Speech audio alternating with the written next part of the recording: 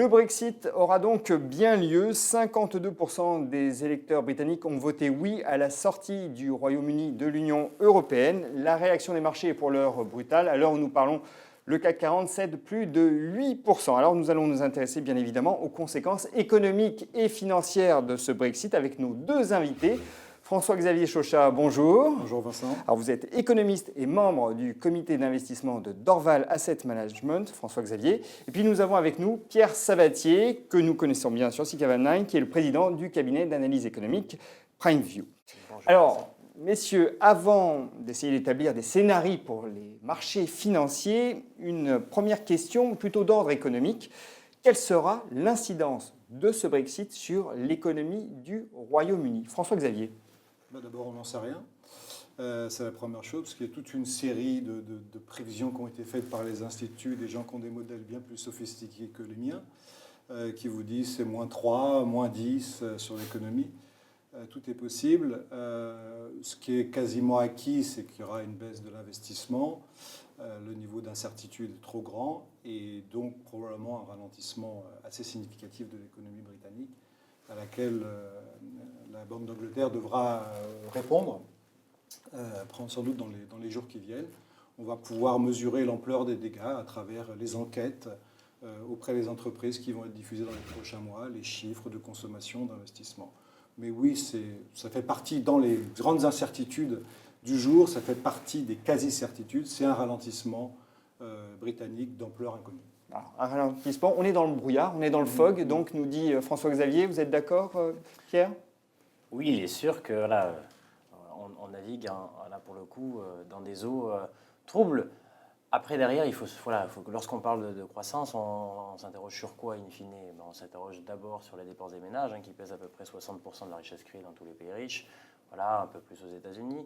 Et on parle d'investissement. Donc, sur la notion de consommation des ménages, je pense que le vrai impact, il pourrait venir essentiellement de l'emploi. Et la question, et là, à laquelle il est très difficile en fait aujourd'hui de répondre, c'est est-ce que le Brexit va avoir des conséquences concrètes en emploi? Alors, on entend bien JP Morgan ou quelques grandes banques dire effectivement, je vais transférer une partie de mes effectifs en fait, qui sont aujourd'hui à la City vers la zone euro. Oui, peut-être, sauf qu'en gros, là, c'est uniquement une version en fait, du volet. Il faut regarder de l'autre côté. Donc, ça, c'est ce qui est très difficile en fait, à évaluer à l'heure d'aujourd'hui. Et je pense que la question de l'emploi, elle est centrale parce que c'est ça qui déterminera la résilience de la consommation. Or, ça reste aujourd'hui le pilier absolument primordial de l'économie britannique, en sachant qu'en plus, les Britanniques ne sont pas connus pour être des exportateurs nets très virulents. Voilà, donc la notion en fait, de commerce extérieur en tant que contributeur à la richesse créée, elle n'est pas élevée en fait, aujourd'hui en fait, au Royaume-Uni, donc on s'intéressera beaucoup plus aux composantes intrinsèques du Royaume-Uni. Et là, vraiment, ça va dépendre des Britanniques, mais aussi de la durée durant laquelle on va être dans l'incertitude.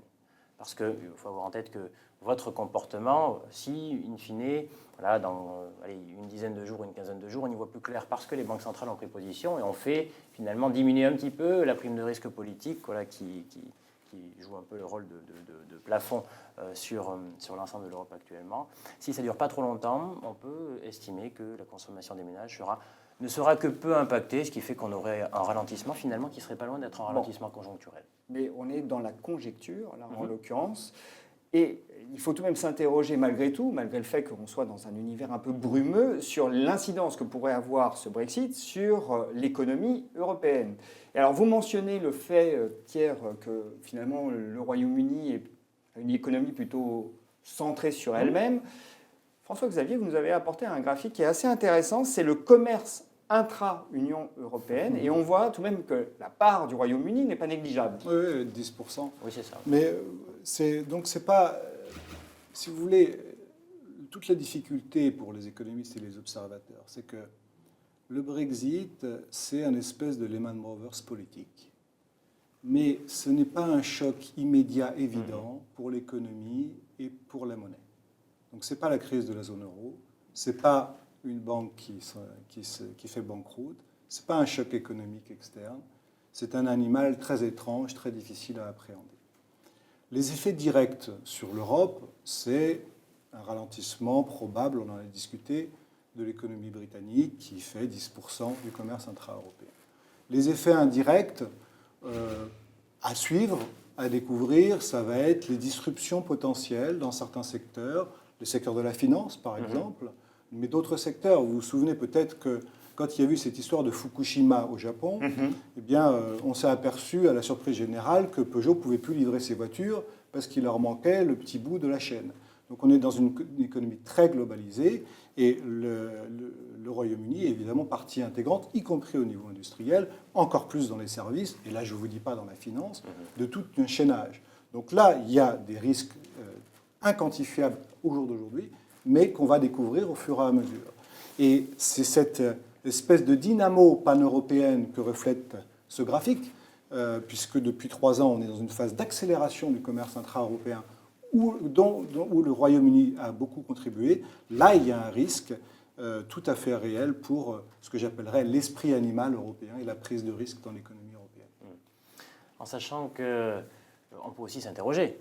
Ce n'est pas parce qu'on dit, déjà le Royaume-Uni fait toujours partie de l'Europe, puisque géographiquement, il ne me semble pas que le Royaume-Uni, entre hier et aujourd'hui, ait changé de zone géographique. Donc il faut faire attention, l'Union européenne n'est pas l'Europe dans un premier temps. Et la deuxième question qu'on peut se poser, c'est qu'effectivement, on évoque le commerce intra-Union européenne. La question qu'il faut se poser, c'est plutôt la réaction des autres. Est-ce qu'une sortie de l'Union européenne va provoquer en fait l'arrêt du commerce avec le Royaume-Uni? Et je dirais que finalement, l'intensité du ralentissement du Royaume-Uni, mais aussi de l'Europe, ça sera véritablement la réaction politique des gouvernants d'en face. Et je pense que ce dont il faut se méfier, notamment en Europe, ça serait plutôt une erreur de gouvernance. Et alors, erreur selon nous, qui serait de justement, parce qu'ils ont fait Brexit, les gouvernants d'en face disent on va les punir. Alors ça serait la pire des réactions, parce que là, effectivement, vous brisez globalement une dynamique qui est en cours, en plus qui commençait à avoir une tendance relativement favorable. Et alors là, on est vraiment en terrain inconnu et ça peut devenir dangereux parce qu'il n'y a pas que le Royaume-Uni qui connaîtra un ralentissement, mais l'ensemble des pays européens. Donc le vrai danger, c'est qu'on ne parte pas, bien sûr, et ça fait déjà quelques années que l'Europe, malheureusement, subit une prime de risque politique, puisque finalement, c'est un marché qui, par rapport au marché américain, n'a pas connu, même s'il y a eu des différences conjoncturelles, mais qui a toujours cette chape de plomb politique sur l'incertitude de la soutenabilité de la zone. Alors le Brexit ne fait qu'alimenter un peu plus cette incertitude, et probablement les autres échéances politiques qui arriveront dans d'autres pays, apporteront encore un peu d'eau. Peu plus d'eau au moulin, justement. On évoque le risque politique, mais il y a une différence fondamentale entre ce qui s'est passé en 2011 et ce qui se passe aujourd'hui. C'est qu'on a une banque centrale qui est devenue proactive. Est-ce que ça ne change pas considérablement la donne? Oui, ça change beaucoup la donne. Parce que, le constat qu'on peut tous faire, c'est qu'on est bien incapable de donner des chiffres économiques un peu précis sur le ralentissement qui va avoir lieu en Europe. L'OCDE qui est assez pessimiste, parle de 0,5% de croissance du PIB chaque année d'ici 2018 en moins, ce qui serait considérable, parce que ça voudrait dire qu'il n'y a plus de baisse du chômage en Europe, il n'y a plus de hausse des profits.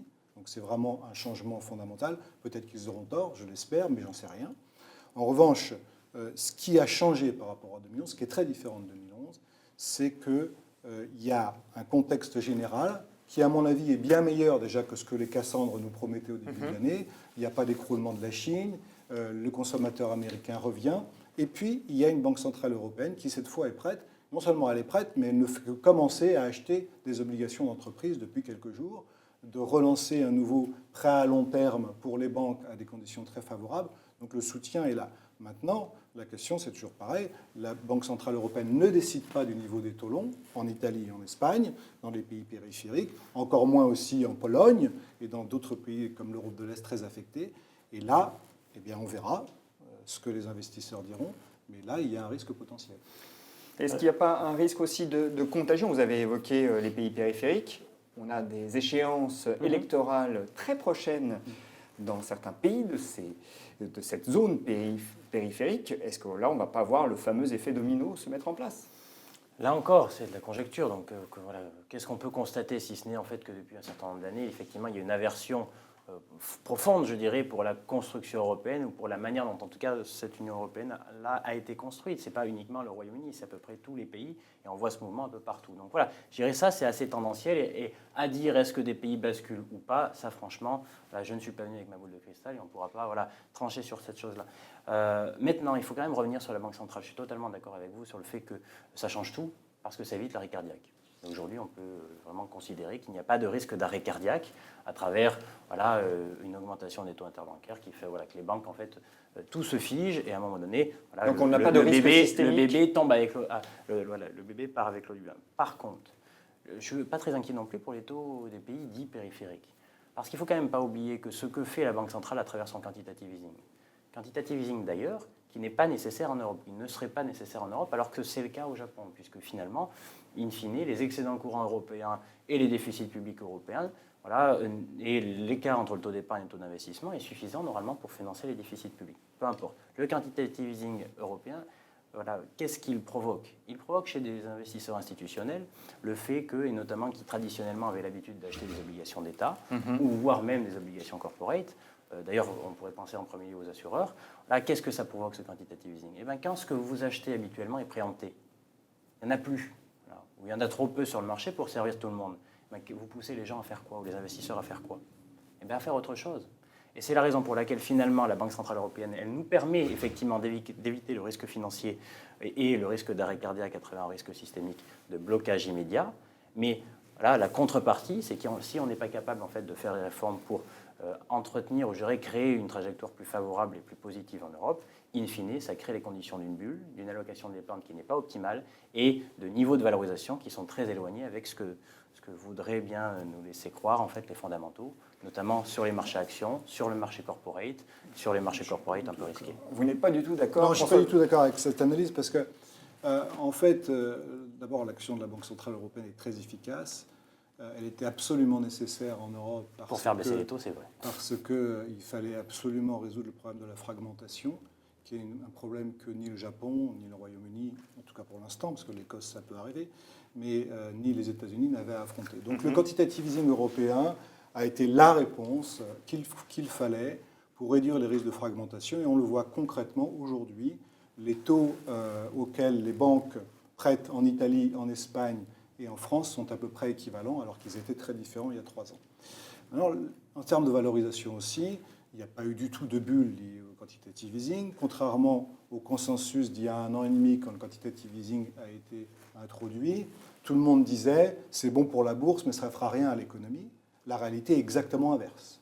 La bourse n'est pas plus haute aujourd'hui qu'elle était au moment où la BCE a commencé son quantitative easing. On voit que le PER, le fameux PER des marchés, est même un peu plus bas. Et en revanche, l'économie, elle, a cru. Donc moi, je suis tout à fait partisan de ce qu'a fait la Banque centrale européenne. Je ne crois pas du tout à l'idée d'une bulle. Une bulle, ce serait des PER à 20 ou 30. On est aujourd'hui plutôt autour de 13. Mais c'est justement le point clé que je voudrais souligner ici et qui me fait penser qu'on a peut-être une chance, j'en suis pas sûr, d'éviter un scénario à la 2011. Aujourd'hui, quand on regarde la valorisation relative entre les actions européennes et les actions américaines, on est avec la baisse, là, on a rejoint les niveaux de mi-2012, avant le fameux discours de Draghi qui a commencé à sauver l'euro. Donc c'est très bas. Donc on a une grosse prime de risque européenne. On a connu pire en 2011. Donc la question, c'est de savoir si on peut arriver à un scénario à la 2011. Pour ça, il faudrait des éléments qui, pour l'instant, ne sont pas là, qui pourraient apparaître, mais qui ne sont pas là. Soit un ralentissement général de l'économie, des mauvais chiffres américains, chinois et autres, ou des vraies perturbations financières. Ça peut être parce que la City est en émoi, parce que des canaux de transmission qu'on n'a pas nécessairement en tête se matérialisent. Mais au jour d'aujourd'hui, j'ai tendance à penser que ces scénarios est relativement peu probable. Et donc, malgré le fait que je sois plutôt prudent, même très prudent, sur les perspectives économiques en Europe après ce Brexit, il est possible qu'on fasse le plus bas des marchés autour d'aujourd'hui, parce qu'on n'est pas Lehman Brothers, ce n'est pas Lehman Brothers, ce n'est pas la crise de l'euro. Si ce n'est pas une crise systémique, le plus bas doit être très proche du moment de l'événement. La question se posera en revanche de la soutenabilité de toute reprise à partir du niveau actuel. Absolument. Ça, c'est quelque chose que vous devez plutôt rejoindre. On est complètement d'accord sur le fait vous dites, que... je vous ai déjà entendu, Pierre, vous dites souvent que le Brexit, ça sera qu'un phénomène marginal. C'est un non-événement pour nous, effectivement, qui ne marque pas, ou en tout cas ne fait pas, ou ne Alors crée que pas les pour conditions. François-Xavier, c'est un C'est un élément. grand événement. Voilà, mais qui ne crée pas en fait un environnement de ce qu'on appelle un bear market. Voilà, c'est pas ça qui est susceptible de transformer, je dirais, l'environnement de marché, où là, pour le coup, on arrive sur du tendanciel baissier. Pour nous, l'environnement de marché reste encore, en Europe, malgré cet événement, un marché finalement dans un tunnel horizontal où les forces positives viennent alternativement être équilibrées par les forces négatives. Donc forces positives essentiellement, à notre sens quand même, je dirais la proactivité de la Banque centrale versus des espoirs de reprise qui sont souvent en fait contrecarrés par malheureusement des éléments conjoncturels un peu moins favorables dans la zone. Donc oui, on est encore dans ce scénario-là et ce n'est pas ça qui nous ferait en gros devenir plutôt baissier globalement sur les marchés actions, ça viendrait beaucoup plus du reste du monde. Ce qu'il faut avoir en tête, c'est que quand même, les risques en réalité sont ailleurs qu'en Europe, puisqu'on l'a dit tout à l'heure, conjoncturellement parlant, l'Europe ne s'est jamais ou ne s'était jamais aussi bien portée jusqu'à la fin du premier trimestre, début du deuxième trimestre 2016. Donc finalement, là, c'est une raison exogène qui vient apporter du trouble. La problématique qui nous inquiète un peu plus, c'est que pour nous, notre lecture de ce qui se passe ailleurs est un petit peu moins favorable que ce qui se passe en Europe. Et d'ailleurs, on publie en début d'année, l'Europe peut-elle redevenir la locomotive de l'économie mondiale? On disait oui, potentiellement, sauf que là, a priori, ça ne sera pas vraiment le cas. Donc les États-Unis ralentissent et les chiffres en fait, qu'on observe nous rendent ni négatifs ni optimistes, mais concrètement actent un ralentissement. Et si on acte un ralentissement, ce qui m'inquiète avec la différence de valorisation entre les marchés américains et européens, c'est que les marchés européens, bien sûr, ça signifie qu'ils sont bas, mais surtout que les marchés américains, pour le coup, nous paraissent extrêmement chers. Et l'absence de consolidation sur les marchés. Donc j'ai effectivement peur que vous ayez raison, qu'on ait un resserrement des niveaux de valorisation entre les marchés américains et les marchés européens, mais il ne faudrait pas que ça soit essentiellement via une consolidation des marchés américains au regard de la difficulté de la, pour vous, c'est de la pas probable. soutenabilité Non, de la c'est très valorisation. peu probable parce que malheureusement, ce qu'on a tous appris malheureusement, c'est que la prime de risque européenne, si Wall Street baisse, systématiquement remonte encore plus. Donc l'écart de valorisation entre les États-Unis et l'Europe s'écartera, c'est-à-dire l'Europe baisserait encore plus que les États-Unis si Wall Street baisse, c'est malheureusement la leçon de l'histoire imperturbable. Et donc là, on rentrerait effectivement dans un scénario type un peu plus proche de 2011, où les actions européennes seraient peut-être sous-évaluées de l'ordre de 30% par rapport aux États-Unis. Alors j'ai tendance à ne pas y croire parce que je suis plutôt optimiste pour l'économie américaine, en particulier la force du consommateur. Quelle est la crédibilité d'une récession mondiale alors que le consommateur américain est en pleine forme? Elle est pour moi très faible. Donc j'ai tendance à être assez serein sur le monde hors d'Europe aujourd'hui. Et c'est d'ailleurs pour ça que chez Dorval, notre allocation va évoluer en dehors d'Europe vers le reste du monde. Alors, je sais que sur le consommateur américain, vous Ah n'êtes oui. pas d'accord, Pierre. Alors, Non, c'est vrai.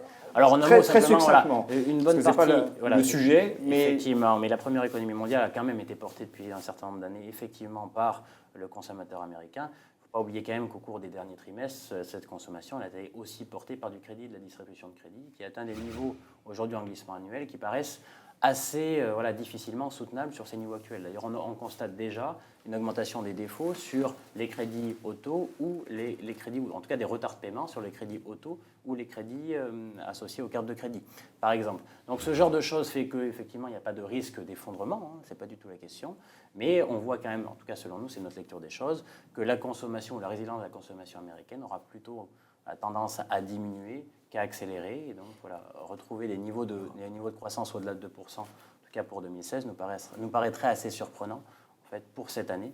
Et voilà pour la raison pour laquelle, pour nous, les niveaux de valorisation aux États-Unis seront difficilement soutenables sur les cours actuels. oui, François-Xavier. Oui, ce qui est tout à fait juste, et je pense que là où je peux rejoindre M. Sabatier, c'est qu'on a une économie mondiale qui croît à un rythme à peu près normal, de l'ordre de 3%. Il n'y a pas d'horreur, pas du tout. On n'est pas dans le scénario des Cassandres. Ça va.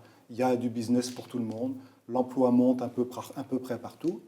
Mais ce n'est pas extraordinaire.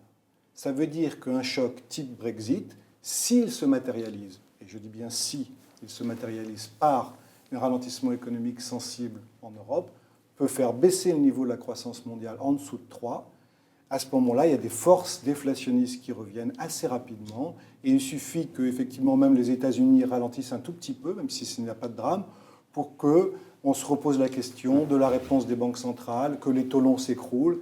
Et c'est vrai qu'on est un peu sur la corde raide. Ça, je suis d'accord. Donc si je résume, pour le moment, on est un peu dans le brouillard sur les incidences économiques réelles de ce Brexit. C'est très difficilement quantifiable.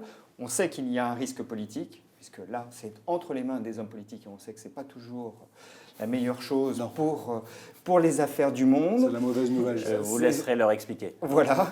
Et troisièmement, alors, sur les marchés, bon, on voit bien qu'il n'y a pas forcément... il y a un risque, évidemment, il se matérialise aujourd'hui, d'ailleurs, par une baisse sensible des cours, mais on ne sait pas trop où on va. Cela dit, on a des garde-fous, ce sont les banques centrales, jusqu'à présent.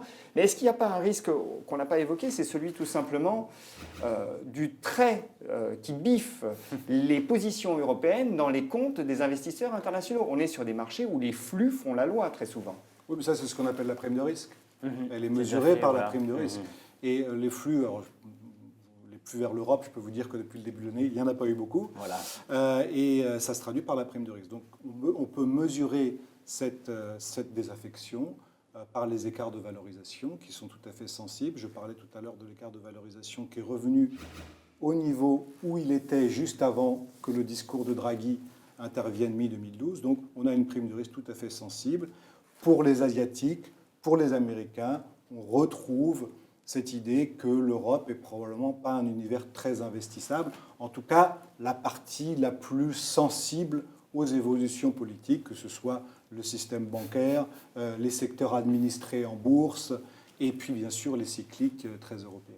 Mais donc, vous ne voyez pas la prime de risque augmenter encore? Je vous dis, pour qu'elle augmente plus que ça, il faudrait déjà, soit que les entreprises en Europe nous donnent un signal extrêmement noir sur la vitesse du ralentissement possible en Europe, ou que le reste du monde aussi ça ralentisse. Voilà, ça serait là donc la microéconomie. C'est la microéconomie, ce sont les entreprises qui acteront ou non le fait qu'on continue de baisser. Parce qu'il est vrai que lorsqu'on regarde le profil des marchés, zone par zone depuis le début de l'année, le seul dans lequel vous trouvez des actions qui n'ont pas finalement rebondi, vous savez, toute l'année 2015 a été une année de risk-off jusqu'au mois de février, partout dans le monde, c'est-à-dire en gros une aversion pour le risque où il n'y avait que des obligations qui montaient et les actifs risqués qui baissaient. Ça s'est véritablement inversé, notamment à travers le prisme des matières premières, l'emploi de la Chine qui a permis en fait tout ça. Donc aux États-Unis, les actions, petites valeurs, techno, ont poussé les marchés actions vers le haut. Tout ce qui a été risqué a rebondi. L'Europe, c'est tout l'inverse. C'est-à-dire que toutes les actions européennes sont restées en performance relative très en deçà des performances de tout le reste. Donc on peut quand même estimer qu'une partie de ce risque politique, comme souvent d'ailleurs, en général les investisseurs n'attendent pas que l'événement se matérialise pour le pricer, pour l'intégrer dans les cours. Et d'ailleurs on peut même s'interroger, finalement ce moins 8% qu'on connaît aujourd'hui, n'est-il pas la réponse simplement au plus 8 qu'on a connu depuis une dizaine de jours? Puisqu'en réalité on avait effectivement acté ce risque politique et donc les marchés avaient baissé en générant une prime de risque substantielle. Voilà, donc les investisseurs ont fait un pari du Pre-Main pendant quelques jours, plus 8, celui-ci s'est pas réalisé, moins 8 et on revient à peu près à la case départ. Donc on a quand même déjà beaucoup de choses qui sont pricées en Europe. S'il n'y a pas d'effet de contagion, ça devrait tenir, en tout cas au moins jusqu'à la fin d'année, si effectivement on n'a pas de dégradation de la conjoncture internationale. Alors on arrive au terme de cette émission, il faut tout de même qu'on soit un peu précis dans les recommandations qu'on peut avoir et adresser à ceux qui nous regardent. Aujourd'hui sur les marchés, que fait-on? Oui. Ça, c'est la question centrale. C'est d'abord que, en général, quand on parle des marchés d'une manière un petit peu vague, on parle des indices boursiers. On sait que les indices boursiers n'ont à peu près aucun intérêt. Quand vous achetez aujourd'hui l'Euro 50 ou le CAC 40 ou le DAX 30, vous achetez des histoires chinoises, anglaises, africaines, etc., européennes. Donc tout ça est bien mélangé. La question centrale, il y en a deux en fait. Le taux d'exposition aux actions et ce qu'on fait à l'intérieur. Le taux d'exposition aux actions aujourd'hui, probablement qu'à ces niveaux-là, après la chute très forte, il ne faut pas être trop en retrait et probablement jouer un mini rebond ou quelque chose comme ça. Donc plutôt alléger quand ça monte que faire ça tout de suite.